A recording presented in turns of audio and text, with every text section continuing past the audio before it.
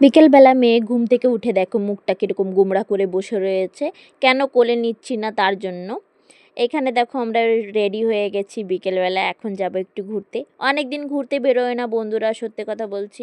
তো আজকে একটু যাব, ঘুরতেও যাব, একটু শপিং করতেও যাব। তো এখানে মেয়েটাও দেখো আমার গদিতে ঘুমিয়ে পড়েছে। তো এখানে দেখো আমরা বেরিয়ে পড়লাম, এখন পৌঁছে গেলাম চিপিঘাট। তো এইখান থেকে যাব বোনের বাড়ি, আজকে অনেক কিছু শপিং করব। তো এইখানে দেখো দেখতে দেখতে দেখো এখানে আধা রাস্তা দেখি পুরো মেঘ হয়ে গেছে। তো কি বলবো বলো, তো বৃষ্টি হয়নি, আমাদের কপালটা অনেক ভালো। এইখানে দেখো আমরা এখানে পৌঁছে গেলাম। তো এখানে নেমে দেখো উপরে যাচ্ছি, দেখি কি কি শপিং করা যায়। এখানে দেখো কত ড্রেস রয়েছে। তো এর ভিতরে পছন্দ করে কিছু কিছু নিয়ে নিয়েছি। তো এখানে দেখো বোনের বাড়ি চলে আসলাম।